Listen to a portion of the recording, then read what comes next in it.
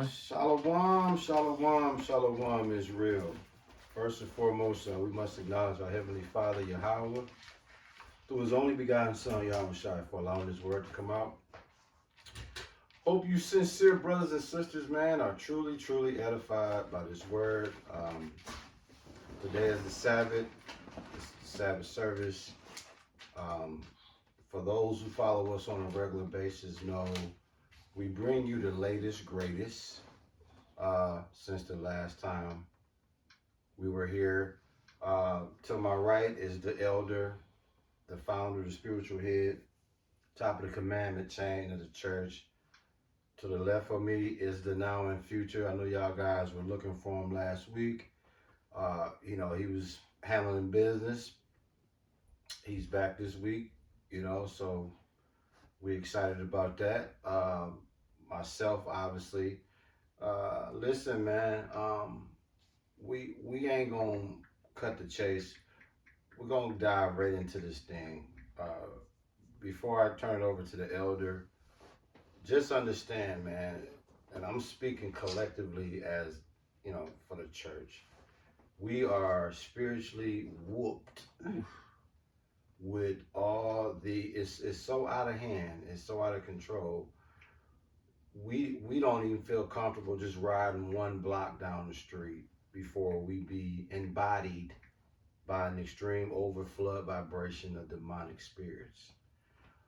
The fact that we have this thing called discernment, we can see them from a mile away, but we can't point them out to y'all because y'all gonna think we crazy. But without further ado, man, here in Milwaukee alone, it's a real vibration of extreme crash out. Is that the right word? Crash out. It's spiritual crash out here in Milwaukee. And I'm not saying we're the only city, but Milwaukee is a special kind of gum. And you got to be here to fathom what we're talking about. And for those who watch us overseas, those who watch us from other cities that's not familiar with Milwaukee, we right next door to Chicago. And y'all already know how they give it up over there, you know what I'm saying? So I hope you sincere brothers and sisters are truly, truly edified by this word. Without further ado, man, I'm gonna ask the elder to serve you salty niggas hot wings on this one. Hey, Ish, while your dad do his thing, I want you to hold, damn, I just had it.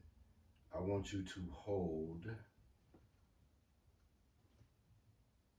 I'm salty because I thought I just had it, bro. Genesis 9 and 6. 9 and 6. Genesis 9 and 6. I got it. You want to come on with it now? I was waiting up. You want me to bring that out? Or we no, I don't got nothing. Yeah, no, bring out that Genesis 9 and 6. Genesis chapter 9, verse 6. Whoso sheddeth man's blood, by man shall his blood be shed. For in the image of God made he man. Whoso shedded man's blood. So when you commit slaughter and murder, it's going to come back to get the mass hairs. And that's what's going on here in Milwaukee. That's exactly what happened to Dog in that Benz. He killed that girl. Yeah. And then not too long after, the police drilled his ass into the ground. So, and this it's just gave you a snippet. This been going on all the time here in Milwaukee. Matter of fact, give us numbers 35, 30, and 31. Numbers. Numbers 35, 30, and 31, man.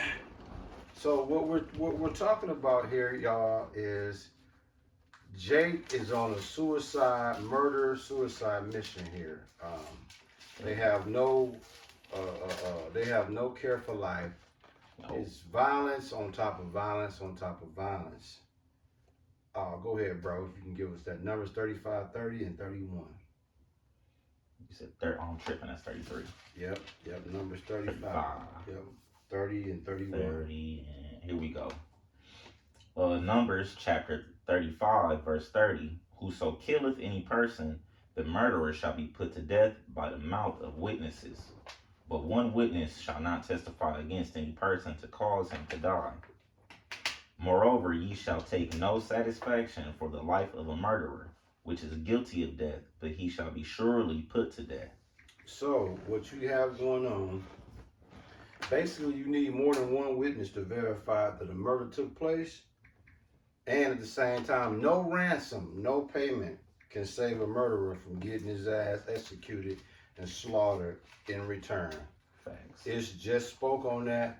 And the beautiful thing about it is if we would apply Numbers 35, 30, and 31 today, I think a lot of murders probably would slow down, because if you notice, if Jake killed today, where he going? He going to jail. Yeah.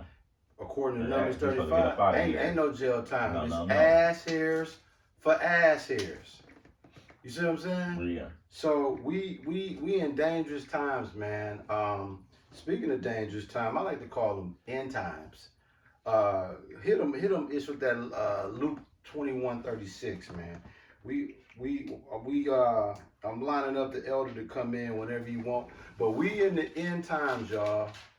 And in Luke 21:36, the end time, we in that time, which means that everything that you've seen, the Bible already speaks of it. Ecclesiastes 1:9 say, ain't nothing new under the sun. Luke, what? One more time. 21:36. Okay, yeah, all right. Yeah.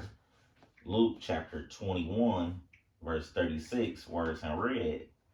Watch ye therefore, and pray always, that ye may be accounted worthy to escape all these things that shall come to pass, and to stand before the Son of Man.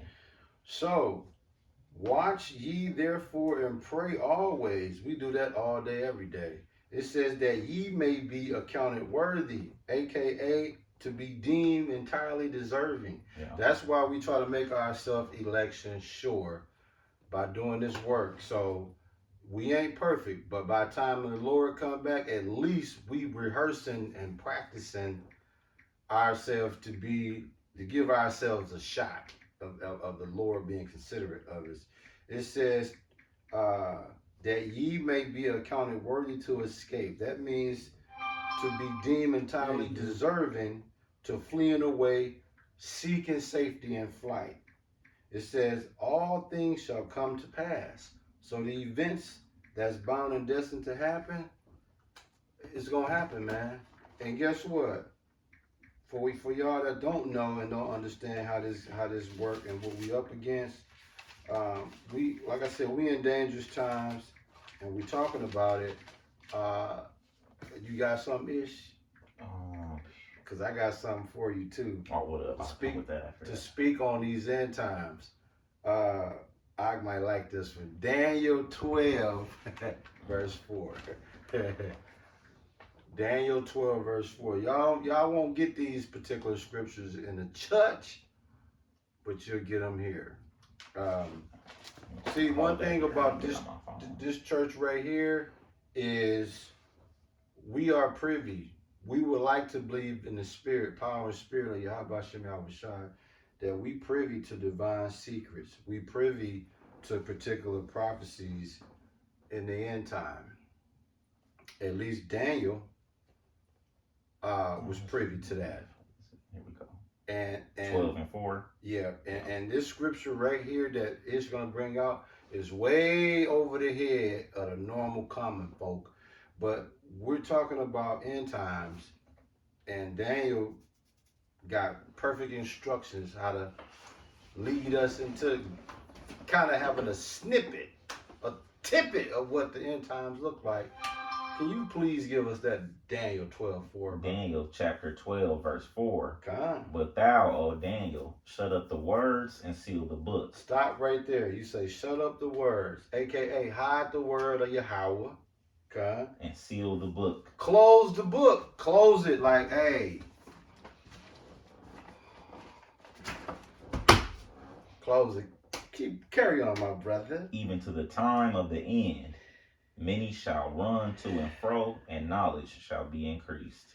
So you're going to have a multitude of people thoroughly trying to examine and figure out what these prophecies, what they gonna look like, what they gonna smell like. Why even grape drinking them gonna be willing to pay top dollar to get in front of that understand me. Mm-hmm. But what they don't understand is Daniel was privy to that. So instead of them having a personal relationship like Daniel did, they trying to buy their way to get in front of this understands me. But you can't. Listen. You can't buy this. Listen. The DNA, whatever your DNA code reads. So the white man calls it DNA. So we gonna call it DNA because that's what people understand. Now, hold on. Give them the real word. Don't tell them DNA. Give them the real word. Deoxyribonucleic acid. That's it right there. Yep. You got ribonucleic acid, which is RNA, and you got DNA, which is deoxyribonucleic acid.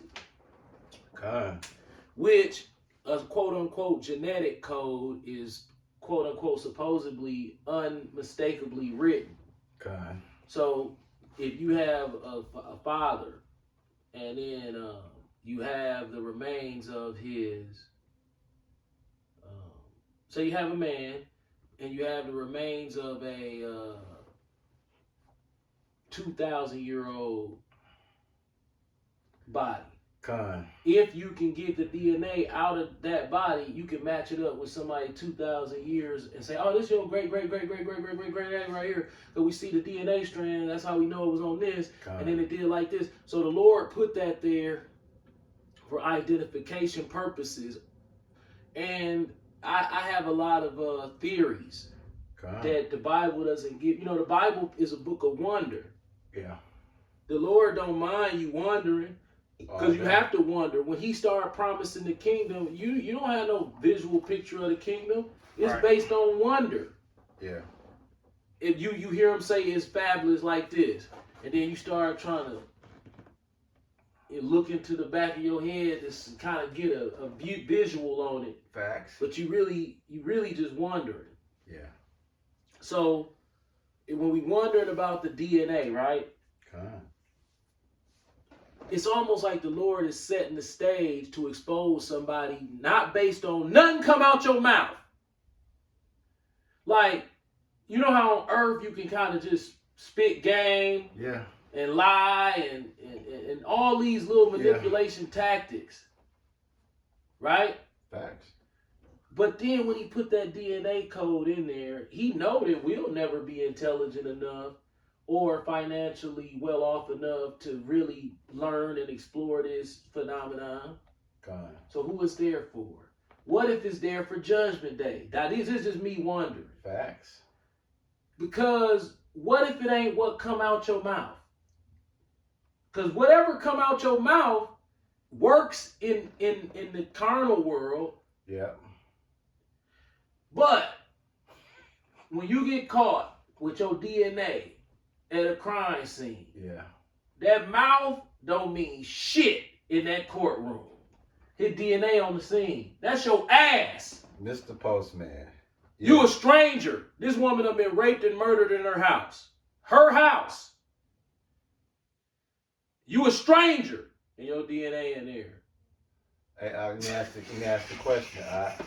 What's the only way can it be there? Your ass was in there. Look, it's on a fork in the kitchen that was in the sink.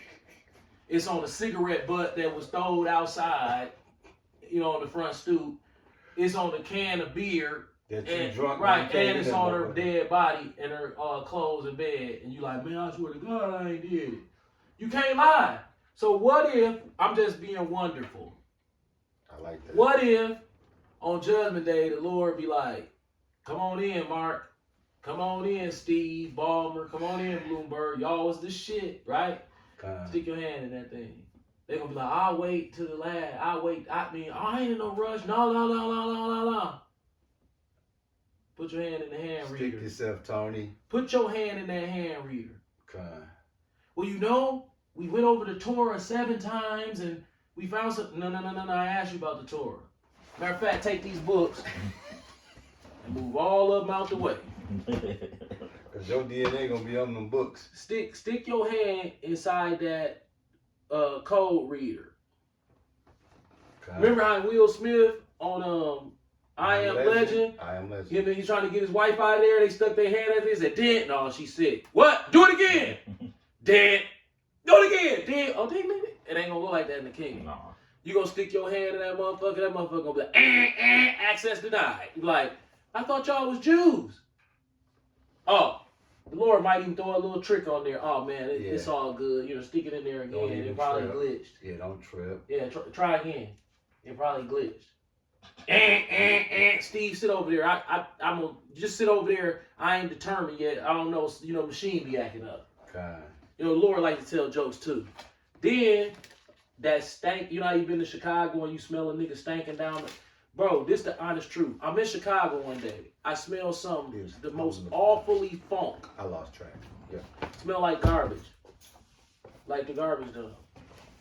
I'm 16. smelling. I'm gonna start it Yep. over. Kind.